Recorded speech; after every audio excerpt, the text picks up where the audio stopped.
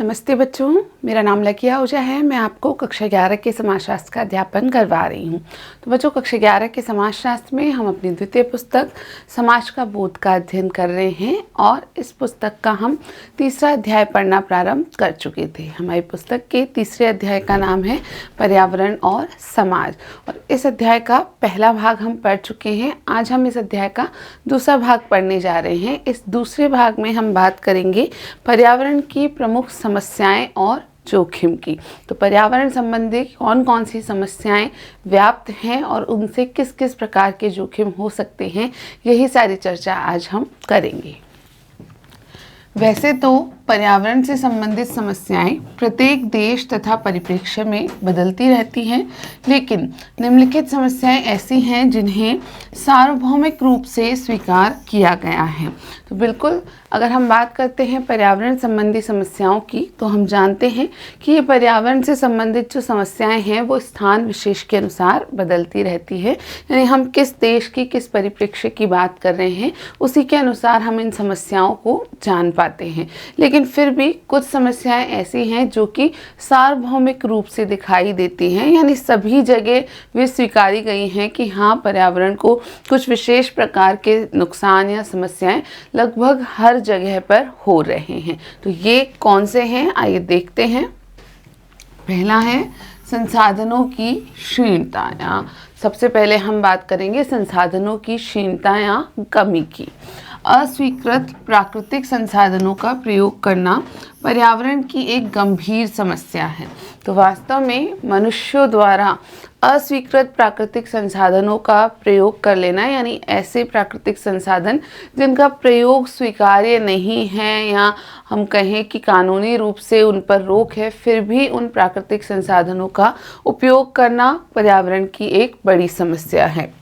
वैसे तो आए दिन जैव ऊर्जा, मुख्यतः पेट्रोलियम की कमी ही समाचार पत्रों में दिखाई देती है, लेकिन ध्यानपूर्वक देखा जाए तो पानी तथा भूमि में क्षीणता बहुत तेज़ गति से आ रही है, या यूँ कहें कि वे समाप्ति के कगार की तरफ तीव्र गति से बढ़ रहे हैं। तो बिल्कुल, हम अक्सर अखबारों में, खबरों में पेट्रोलियम की, यानी कि जो जैव ऊर्जा है उनमें से भी सबसे महत्वपूर्ण पेट्रोलियम, उसकी कमी की खबर हम अक्सर पढ़ते रहते हैं, सुनते रहते हैं। लेकिन यदि हम ध्यानपूर्वक देखें, अगर हम एक विश्लेषण करें, तो हमें पता चलता है कि सिर्फ पेट्रोलियम ही नहीं बल्कि पानी और भूमि भी ऐसे संसाधन हैं जिनका बहुत तेज़ी से उपयोग हो रहा है और इस कारण इनमें बहुत तेज़ी से कमी आ रही है। या हम ये भी कह सकते हैं कि ये ऐसे प्राकृतिक संसाधन हैं जो कि समाप्ति के कगार की ओर बढ़ रहे हैं और बहुत ही तेज गति से। भूजल के स्तर में लगातार कमी वैसे तो पूरे भारत में है, परंतु मुख्य रूप से पंजाब, हरियाणा और उत्तर प्रदेश में स्पष्ट देखी जा सकती है। तो भूजल का स्तर, यानी जो ज़मीन में हमारा जल है उसका स्तर, उसकी कमी लगभग पूरे देश में देखी जा रही है, लेकिन खासकर पंजाब, हरियाणा और उत्तर प्रदेश ऐसे क्षेत्र हैं जहां पर यह स्पष्ट रूप से दिखाई देती है, जहां पानी हजारों लाखों साल से लगातार जमा होता रहा है। कुछ ही दशकों में कृषि, उद्योग तथा शहरी केंद्रों की बढ़ती मांगों के कारण खत्म होता जा रहा है। तो बिल्कुल, पानी या जल जो है वह हजारों लाखों सालों से लगातार जमा होता रहा है, इस कारण यह हमें उपलब्ध होता रहा है। लेकिन पिछले कुछ दशकों का अगर हम स्थिति को देखें, यानी जो आंकड़े प्रदर्शित करते हैं, तो वहाँ स्पष्ट होता है कि इन दशकों में कृषि में जल का जो उपयोग हुआ है, उद्योगों के लिए जल का जो उपयोग हुआ, शहरी केंद्रों में जो मांग बढ़ रही है उसमें जो जल का उपयोग हो रहा है, इन सभी के कारण अब जल धीरे धीरे कम होता जा रहा है या अपने जो खत्म होने की कगार है उसकी तरफ बढ़ रहा है।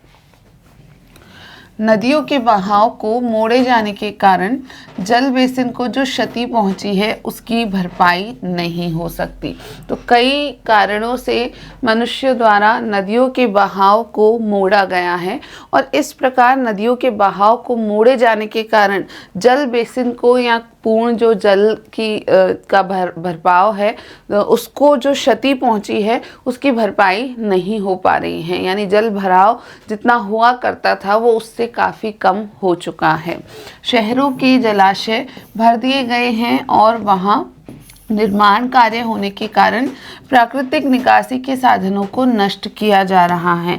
तो शहरों में पानी की आपूर्ति के लिए वहाँ के जलाशयों को भर दिया गया है और वहाँ पर क्योंकि बहुत ज़्यादा निर्माण कार्य हो रहा है, बहुत ज़्यादा हम कहें कि जगहों पर यह कार्य चल रहा होता है, इस कारण जो प्राकृतिक निकासी के साधन होते हैं, यानी जल के प्राकृतिक निकासी के जो साधन हैं वो धीरे धीरे नष्ट होते जा रहे हैं।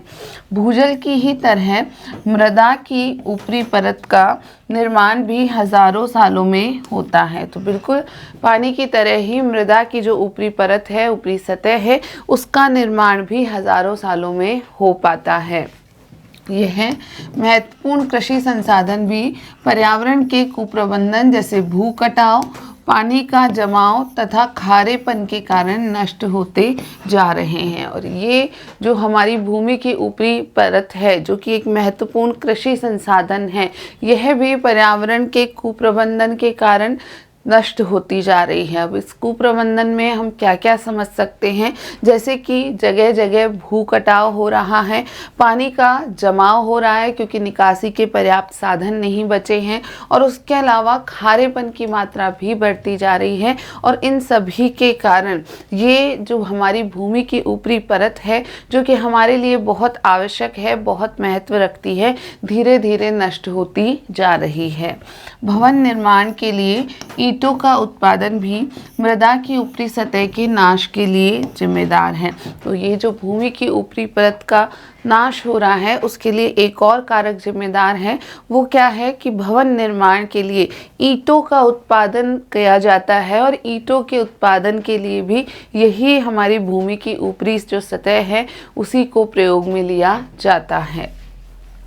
जैविक विविधता वाले आवास जैसे जंगल, घास के मैदान और आर्द्र भूमि आदि अन्य मुख्य संसाधन हैं जो बढ़ती कृषि भूमि के कारण समाप्ति के कगार पर खड़े हैं। तो कुछ जैविक विविधता वाले आवास जैसे कि जंगल की हम बात करें, घास के मैदानों की बात करें या आर्द्र भूमि की बात करें, ये सभी वास्तव में ऐसे मुख्य संसाधन हैं या ऐसे प्राकृतिक संसाधन हैं जो कि हमारे मनुष्यों द्वारा बढ़ती कृषि भूमि को जो हम उपयोग कर रहे हैं या भूमि को जो हम कृषि भूमि के रूप में परिवर्तित करते जा रहे हैं, उस कारण ये तीनों प्रकार के जो प्राकृतिक संसाधन हैं, जंगल, घास के मैदान और आर्द्र भूमि, ये धीरे धीरे नष्ट होते जा रहे हैं और ये भी समाप्ति के कगार पर खड़े हैं। हालांकि विश्व के विभिन्न हिस्सों में भारत सहित कुछ वन रोपण किए गए हैं, जिसके कारण हाल के कुछ दशकों में वनस्पति के स्तर में बढ़ोतरी हुई है, लेकिन फिर भी रुझान नुकसान की ओर ही है। तो यह भी सत्य है कि विश्व के अलग अलग हिस्सों में भारत भी उसमें शामिल है, कुछ वन रोपण के कार्यक्रम अवश्य किए गए हैं, लेकिन हम जानते हैं कि ये काफ़ी नहीं है। तो ये जो वन रोपण के कार्यक्रम हुए हैं, यानी वनारोपण किया गया है, उसके फलस्वरूप पिछला जो दो दशक है, उस दौरान वनस्पति के स्तर में कुछ बढ़ोतरी तो देखी गई है, लेकिन ये बढ़ोतरी काफ़ी नहीं है। ये जो कुल रुझान हम देखते हैं कि जो कुल हमें परिणाम प्राप्त होते हैं, वो काफ़ी नुकसान की स्थिति प्रदर्शित कर रहे हैं।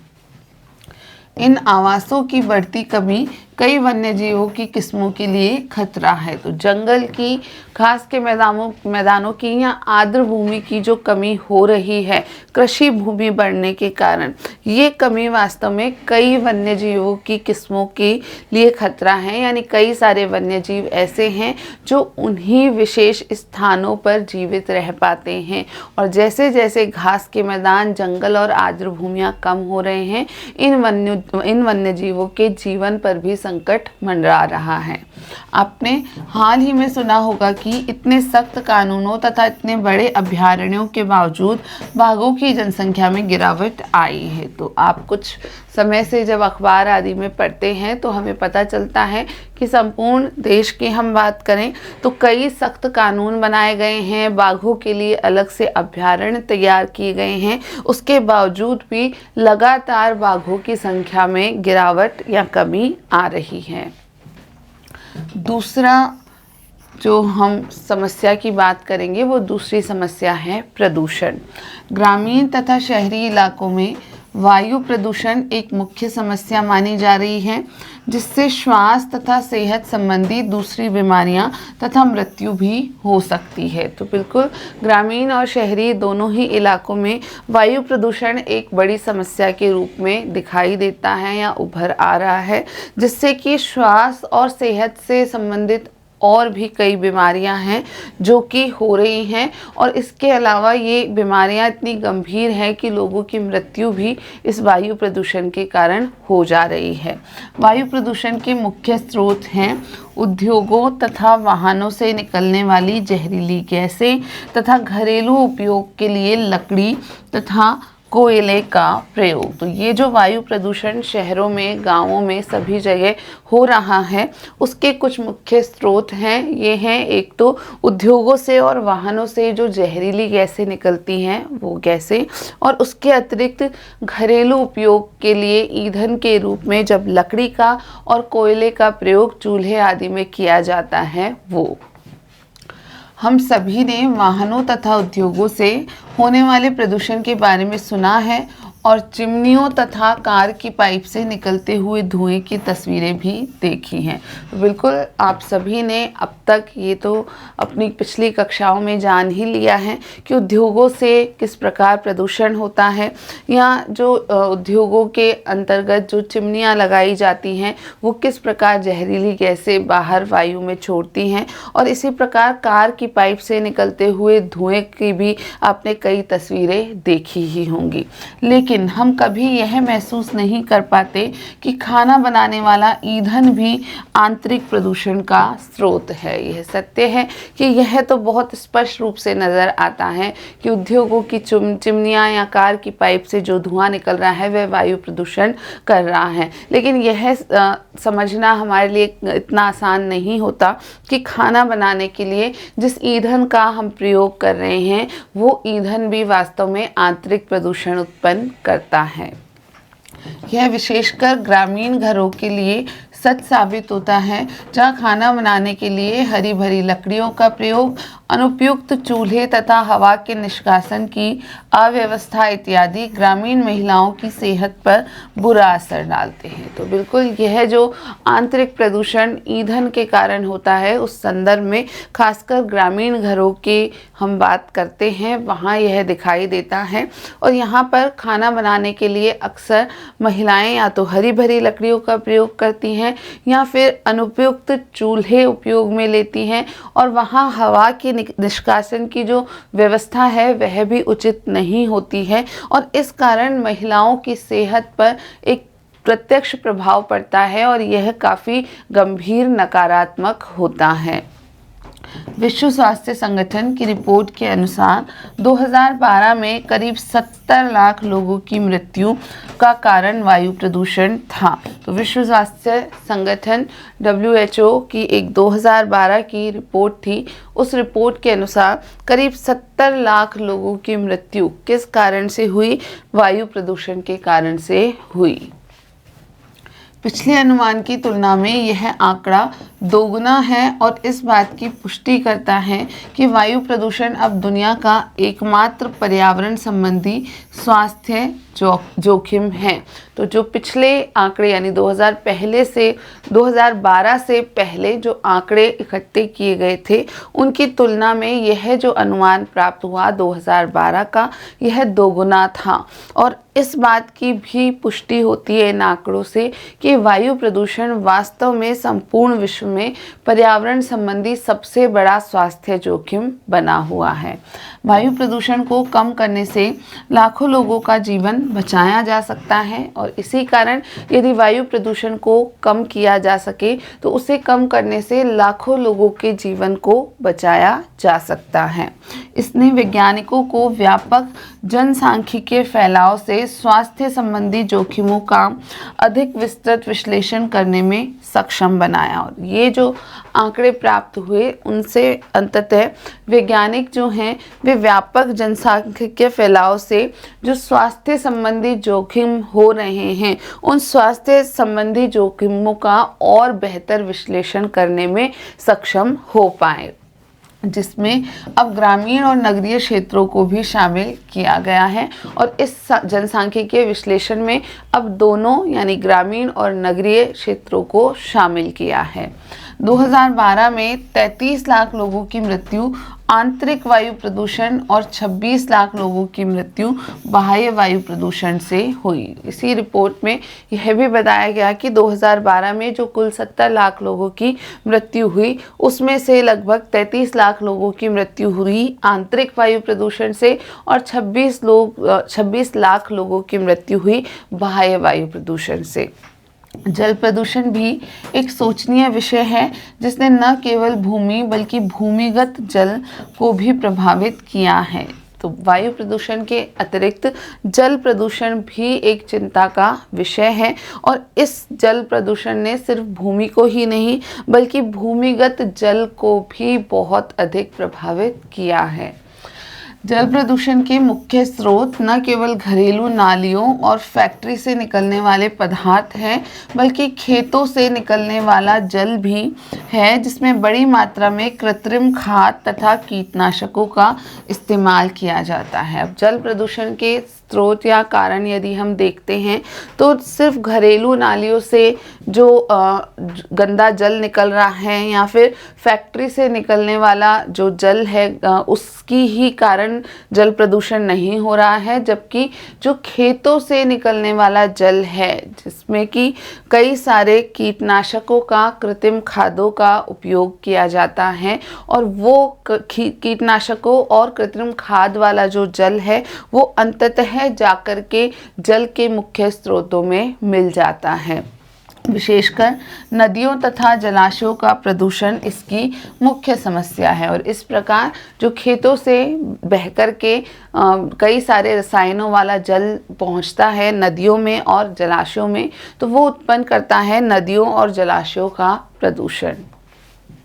शहर ध्वनि प्रदूषण से भी ग्रसित हैं और कई शहरों में यह मामला न्यायालयीय आदेशों के अधीन है। इसके अलावा हमारे शहर जो हैं वहाँ पर ध्वनि प्रदूषण भी देखा जा सकता है, वे ध्वनि प्रदूषण से भी ग्रसित हैं और कई शहरों में ध्वनि प्रदूषण का जो मामला है यह न्यायालयीय मामलों के अधीन आया हुआ है और इस संबंध में कई सारे नए निर्णय न्यायालय द्वारा दिए जा रहे हैं। इसके स्रोतों में धार्मिक तथा सामाजिक अवसरों पर उपयोग किए जाने वाले लाउडस्पीकर, राजनीतिक प्रचार, वाहनों के हॉर्न और यातायात तथा निर्माण उद्योग आदि हैं। तो ध्वनि प्रदूषण के जो मुख्य स्रोत है वो बिल्कुल स्पष्ट है। विशेषकर धार्मिक और सामाजिक अवसरों पर जो लाउडस्पीकर का उपयोग होता है, राजनीतिक प्रचार के लिए जो लाउडस्पीकर आदि उपयोग आते हैं, वाहनों के हॉर्न, इसके अलावा यातायात और जो निर्माण उद्योग हैं, इन सभी के कारण अतिरिक्त ध्वनि उत्पन्न होती है और ध्वनि प्रदूषण होता है। अगली समस्या है वैश्विक तापमान वृद्धि या ग्लोबल वार्मिंग। तो समस्याएं हम पर्यावरण की जान चुके हैं। पहली जो थी वो थी संसाधनों की क्षीणता और दूसरी थी प्रदूषण। और प्रदूषण में हमने वायु प्रदूषण की, जल प्रदूषण की, भूमि प्रदूषण की और ध्वनि प्रदूषण की चर्चा की। अब हम बात करेंगे वैश्विक तापमान वृद्धि या ग्लोबल वार्मिंग की। पृथ्वी द्वारा छोड़ी गई कुछ प्रमुख गैसें कार्बन डाइऑक्साइड, मीथेन तथा अन्य गैसें सूर्य की रोशनी को रोककर तथा उसे वापस वायुमंडल में न जाने देकर ग्रीन हाउस प्रभाव का निर्माण करती हैं। बिल्कुल जो पृथ्वी से कुछ गैसें छोड़ी जाती हैं या पृथ्वी पर कुछ गैसें जो उत्पन्न होती हैं, कार्बन डाइऑक्साइड है, मीथेन है, अन्य गैसें हैं, ये सूर्य की रोशनी को रोक लेती हैं। यानी सूर्य की रोशनी जो नीचे पृथ्वी पर पड़ रही है उस रोशनी को रोकने का कार्य ये गैसें करती हैं और उसे वापस वायुमंडल में नहीं जाने देती और इस प्रकार एक प्रकार से ग्रीन हाउस प्रभाव का निर्माण होता है। इससे विश्व के तापमान में परिवर्तन होने के कारण ध्रुवों के हिम की परतें पिघल रही हैं, जिसके कारण समुद्र तल की ऊंचाई बढ़ती जा रही है और इस ग्रीन हाउस प्रभाव के कारण विश्व के तापमान में लगातार परिवर्तन हो रहा है। यानी इसमें बढ़ोतरी होती जा रही है और विश्व के तापमान में बढ़ोतरी होने के कारण ध्रुवों पर जो हिम की परतें हैं, जो बर्फ़ की परतें हैं, वो धीरे धीरे पिघल रही हैं और जब ध्रुवों की जो बर्फ़ की परतें हैं वो पिघल रही हैं तो वो पिघल के पानी के रूप में परिवर्तित हो जा रही हैं और ये पानी जो है ये समुद्र तल की ऊंचाई को लगातार बढ़ा रहा है। इससे समुद्रों के किनारों पर स्थित प्रदेश जल में निमग्न हो जाएंगे तथा पारिस्थितिक संतुलन पर भी असर पड़ेगा और इससे अंततः क्या होगा, इस प्रकार जो समुद्र में जल का स्तर बढ़ रहा है तो समुद्र के किनारों पर स्थित जितने भी प्रदेश हैं, जो भी स्थान समुद्र के किनारों पर स्थित हैं, वे इस प्रकार बढ़ते जल स्तर के कारण अंततः जल में निमग्न हो जाएंगे और इस प्रकार पारिस्थितिक संतुलन पर भी एक गहरा असर पड़ेगा। ग्लोबल वार्मिंग के परिणाम स्वरूप जलवायु में उतार चढ़ाव तथा अनियमितता का प्रभाव पूरी दुनिया में देखा जा सकेगा और इस प्रकार ये जो ग्लोबल वार्मिंग हो रही है, यानी सभी जगह ये जो तापमान वृद्धि हो रही है, उसके जो परिणाम स्वरूप जलवायु में बदलाव हो रहे हैं, जो उतार चढ़ाव जलवायु में आ रहे हैं और जो अनियमितता जलवायु में हो रही है, उसका प्रभाव पूरी दुनिया पर पड़ने लगा है और आगे यह और भी गहरा हो जाएगा। चीन तथा भारत पूरी दुनिया में सबसे अधिक कार्बन तथा ग्रीन हाउस से निकलने वाली गैसों में योगदान देने वाले देश हैं। तो पूरी दुनिया में चीन तथा भारत जो हैं सबसे ज़्यादा कार्बन और ग्रीन हाउस की जो अन्य गैसें हैं उनको उत्पन्न करने वाले देश हैं और इस मामले में स्पष्ट है क्योंकि इन दोनों देशों की जनसंख्या पूरे विश्व में सबसे अधिक है। इस कारण इन दोनों देशों से ही सबसे ज़्यादा कार्बन उत्पन्न होता है और अन्य ग्रीन हाउस गैसें भी उत्पन्न होती हैं। अगली समस्या है जेनेटिकली मॉडिफाइड ऑर्गेनिजम्स की। तो जेनेटिकली मॉडिफाइड ऑर्गेनिजम्स क्या हैं, ये कैसे समस्या है पर्यावरण के लिए, जानते हैं। वैज्ञानिक जीन स्प्लाइसिंग की नई तकनीकों के द्वारा एक प्रकार के गुणों को दूसरे प्रकार में डालते हैं ताकि बेहतरीन गुणों से भरपूर वस्तु का निर्माण किया जा सके। तो जेनेटिकली मॉडिफाइड ऑर्गेनिजम्स क्या होते हैं, तो एक तकनीक होती है जीन स्प्लाइसिंग की, यानी जीन विशेष को काट पाना, ठीक है। और ये सब अनुसंधानकर्ताओं द्वारा किए गए हैं। इस मामले में बहुत सारे शोध हुए हैं और वैज्ञानिक शोध के द्वारा इस सारी प्रक्रिया को अंजाम दिया जाना संभव हो पाया है। तो जीन स्प्लाइसिंग की जो नई तकनीकें हैं उनके द्वारा यह संभव हुआ है कि किसी एक प्रकार के गुणों को किसी दूसरे प्रकार के प्राणियों में डाला जा पा रहा है और इससे क्या हो रहा है कि वैज्ञानिकों द्वारा बेहतरीन गुणों वाली भरपूर जो नई वस्तु है उसका उत्पादन सक्षम हो पा रहा है या उसका उत्पादन किया जा रहा है। उदाहरण के तौर पर बैसिलस के जीन को कपास की प्रजातियों में डाला गया है ताकि एक मुख्य कीटाणु बॉलवर्म का उस पर कोई असर ना हो। तो एक उदाहरण है कि बैसिलस का एक मुख्य जीन होता है और इस जीन को कपास की प्रजातियों में वैज्ञानिकों द्वारा डाला गया और इस प्रकार जो बैसिलस का जो मुख्य जीन था उसे डालने के कारण क्या हुआ कि एक मुख्य कीटाणु है बॉलवर्म, उस बॉलवर्म नाम के कीटाणु का कपास के उन पौधों पर अब कोई प्रभाव नहीं होता है। जेनेटिक मॉडिफिकेशन का उपयोग कम समय में पैदावार अथवा फसल का आकार तथा उनकी समय सीमा को बढ़ाने के लिए भी किया जा सकता है। तो इसी प्रकार ये जो जेनेटिक मॉडिफिकेशन है इसका उपयोग कई अन्य कारणों के लिए भी किया जाता है। तो जो मुख्य गुण चाहे जाते हैं फसलों में जेनेटिक मॉडिफिकेशन द्वारा वो हैं कि कम समय में ही फसल की पैदावार हो जाना, या फिर फसल का आकार उचित करना यानी बड़ा करना या किसी स्थिति में छोटा करना, और जो समय सीमा है उस फसल के रखे जाने की समय सीमा जिसे शेल्फ लाइफ कहते हैं उसको बढ़ाने के लिए भी जेनेटिकल मॉडिफिकेशन उपयोग में आता है।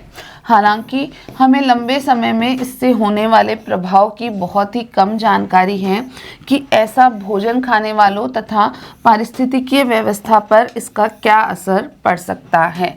यह भी सच है कि यद्यपि वैज्ञानिकों द्वारा जेनेटिक मॉडिफिकेशन किए गए हैं खासकर कुछ फसलों में, लेकिन लंबे समय में इससे किस प्रकार के प्रभाव पड़ेंगे इसकी अब तक जानकारी वैज्ञानिकों को अच्छे से नहीं है। और खासकर ऐसा जो लोग भोजन खा रहे हैं या जिन खाद्य जो फसलें हैं यदि उनमें जेनेटिक मॉडिफिकेशन किया जा रहा है और फिर उन खाद्य फसलों से प्राप्त होने वाले जो खाद्य पदार्थ हैं उन्हें जो लोग खा रहे हैं उन पर क्या प्रभाव होगा लंबे समय में, और इसके अतिरिक्त जो पारिस्थितिकीय व्यवस्था है उस पारिस्थितिकीय व्यवस्था पर इस जेनेटिक मॉडिफिकेशन का क्या प्रभाव होगा, इस बारे में अभी तक वैज्ञानिक पूर्ण रूप से आश्वस्त नहीं हैं। कृषि उद्योग में जेनेटिक मॉडिफिकेशन के प्रयोग द्वारा किसान अनुर्वरक बीजों के निर्माण एवं उनके पुनः उपयोग से बच सकते हैं, और साथ ही साथ उन्हें इस बात की गारंटी भी मिल सकती है कि वे उनकी गुणवत्ता बनाए रखेंगे ताकि किसान उन बीजों पर निर्भर रह सकें। कृषि उद्योग में जो जेनेटिक मॉडिफिकेशन का प्रयोग हुआ है उससे सबसे बड़ा फ़ायदा ये हुआ है कि अब किसान अनुर्वरक बीजों के उपयोग से बच सकते हैं और इसके बजाय वो सिर्फ उर्वरक बीजों का ही उपयोग अपने फसल में कर सकते हैं, और इसके साथ साथ उन्हें इस बात की भी गारंटी मिल जाती है कि उनकी गुणवत्ता बनी रहेगी, यानी जो अच्छे बीज हैं वे अच्छे ही रहेंगे, उनमें अनुर्वरक बीज साथ में नहीं आ जाएंगे और किसान इस प्रकार उन उर्वरक बीजों पर अच्छे बीजों पर निर्भर रह पाएंगे। अगली समस्या है प्राकृतिक तथा मानव निर्मित पर्यावरण विनाश। तो प्राकृतिक और मानव निर्मित पर्यावरण विनाश भी पर्यावरण से संबंधित एक बड़ी समस्या है। यह अपने आप पूर्ण रूपेण समझा जा सकने वाला कारण है। तो बिल्कुल मानव निर्मित कई सारी ऐसी स्थितियां होती हैं जिस कारण प्रत्यक्षतः पर्यावरण को बड़ा नुकसान पहुंचता है। उदाहरण के लिए 1984 में भोपाल आपदा, जिसमें यूनियन कार्बाइड फैक्ट्री से गैस रिसने के कारण 4000 व्यक्तियों की मृत्यु और 2004 का सुनामी मानव निर्मित पर्यावरण आपदा के उदाहरण है। तो ये दो मुख्य उदाहरण हम हमारे देश के संदर्भ में देख सकते हैं कि 1984 में भोपाल की जो आपदा हुई, जिसे हम भोपाल आपदा के नाम से ही जानते हैं, और यूनियन कार्बाइड फैक्ट्री से एक विशेष गैस के रिसने के कारण लगभग 4000 व्यक्तियों की वहाँ मृत्यु हो गई, और इसके अतिरिक्त लंबे समय तक इस घटना का प्रभाव वहाँ आसपास के लोगों के स्वास्थ्य पर देखा गया। इसके अलावा 2004 में जो सुनामी आई, उस सुनामी का जो प्रभाव पड़ा उसे भी हम मानव निर्मित पर्यावरण जोखिम के रूप में समझ सकते हैं। तो बच्चों, इस प्रकार हमने आज पर्यावरण संबंधी जो समस्याएं और जोखिम हो रहे हैं और जो बढ़ते जा रहे हैं इन सब की चर्चा की है। हम हमारे इस तृतीय अध्याय को आगे भी पढ़ना जारी रखेंगे। तो आज के लिए इतना ही। वीडियो देखने के लिए आप सभी का बहुत बहुत धन्यवाद।